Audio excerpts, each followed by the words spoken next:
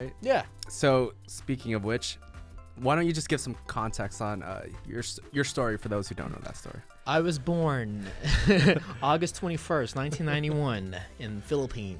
I was born in Pangasinan, Dagupan City. Is that too far back, or should I go forward a little more? 1 year after that. I was 1 year old, and my parents. No.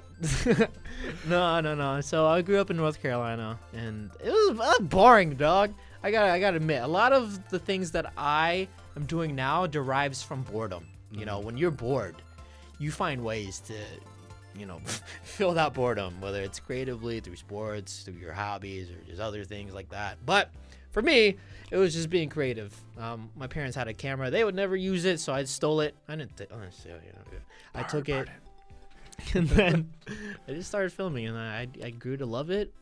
And over time, I eventually bought my own camera, started filming more. YouTube came along as a platform where I could post videos on, nothing really more. You can't make money off of it. This is 2006, by the way.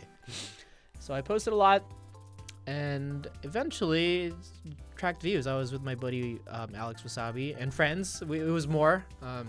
Made the channel Wasabi Productions at the time.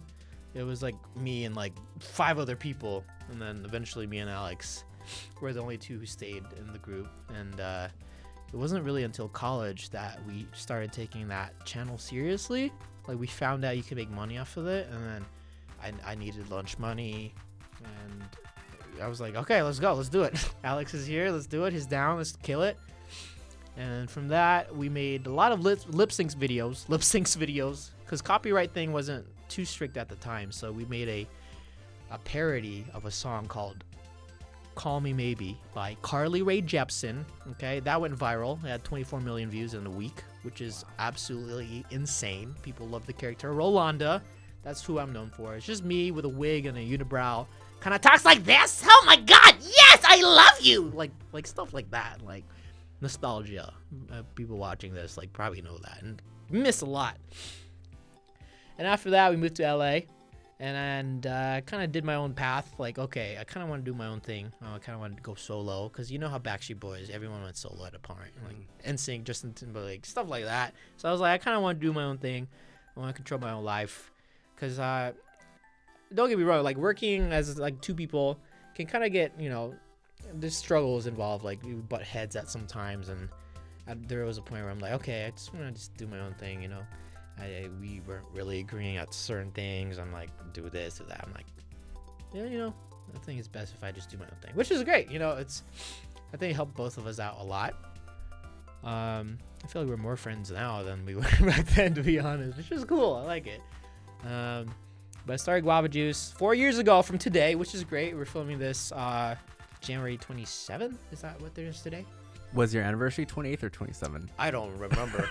Well, if you go to the YouTube search page, you search up Goodbye Roy Wasabi. That's the anniversary of Guava Juice.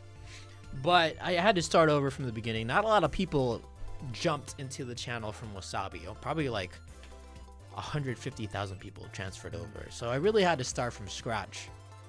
And that was the struggle of it. It wasn't really, it was a struggle, but then it was also a blessing, because it helped me figure out like my weaknesses and my strengths. One of the weaknesses is like figuring out what my personality was online. I feel like in the beginning of like Guava Juice, I was very stale, and it probably took around like 50 videos to figure out like, okay, maybe people like me more energetic. Okay, so I started ingesting energy drinks and coffee, made myself more hyper. Like, hey, what's up, guys? Welcome back to the channel. Oh my god. That's exaggerated, but you know what I'm saying. Like, it's like figure out your personality. That's the one thing, one key. If you want to be a YouTuber, figure out that personality and understand why people like that personality. Okay, that's probably the most important part. Okay, you want to be lovable. You want people to like you for who you are and what you mean to them. Answer that question, and you are probably more than 50% of the way to like starting a good channel, So that's what I struggled in the beginning, because in Wasabi I didn't really know who I was other than Rolanda. I didn't know who Roy was, who Guava Juice was, so I figured that out. And then from there, Give you more context, it started off as a gaming channel. I posted 2 gaming videos a day, kind of like how PewDiePie did it back in the day, and it was tiring. Don't get me wrong. After 6 months, I was like, okay, this is boring. I gotta stop. Let me do something else. So I went back to my roots, because before I left WASSABI Productions, we did like a lot of challenges and then like a lot of like random experiments. Like, hey, here's a spicy pepper. Let's eat the spicy pepper. Like stuff like that. So, yeah, it's a lot of. Am I just rambling? No, I'm just telling you my life story, right? So that's basically how everything started. Just evolving, figuring out your personality, ingesting that personality, and putting it into your content. And then as far as figuring out content, that was another thing. That's another struggle I had. Like, what's something people like seeing? And for some reason, me jumping into a bathtub was that thing. I figured it out that early. Thank goodness. I don't know. I just typed in Orbeez because Orbeez was popular at the time. And I was like, okay, Orbeez. And then the first couple videos, or first video I saw was like, filling my bathtub with Orbeez. I'm like, okay, let me try that. And then that video did great. It did really well. I'm like, okay, why did it do good? Analyze the videos. That's the thing. If a video did great, understand why. And then repeat. Ride that wave. That's what I did with the bath videos. I think that's why the channel grew so climactically. So, what do you call it? Like, whoop? Like a. The They call it the hockey puck. The hockey puck. I did the hockey puck. Because I analyzed it. I was like, okay, what else can I fill my bathtub with? Fill it with Jello. Fill it with slime. Hockey stick. My bad. Oh. I said hockey puck. Hockey stick. Yeah, I mean, honestly, I just told you like my life story, not life story, but like the channel story, and that's really if I learned like a couple of key factors, find that personality, evolve that personality, find a niche, whatever it is. For me, it was bathtubs. Evolve it, and I think the last one is just keep adjusting, no matter where. Even in life, you just always have to adjust. Okay, nothing's going to be the same.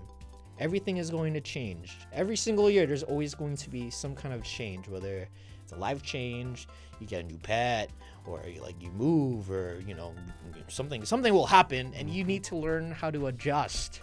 Absolutely. Right? Yes. Yeah. Why are you smiling? What happened? What happened this weekend? I got a pet. That's what I got. Not really. Personal stuff. Okay. Oh, okay. Yeah. Adjust. Look at me. Adjust. So evolve as you go. Because I think what a lot of creators don't do is adjust. They're so focused on like what worked really well in the past, and they're not really like looking into what will work in the future. And a lot of that comes with experimentation. A lot of that comes with a lot of trial and error. You will film things, and sometimes it doesn't do well.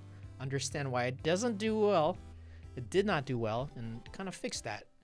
You want to film that video again? Sure, let's change this. Or, nah,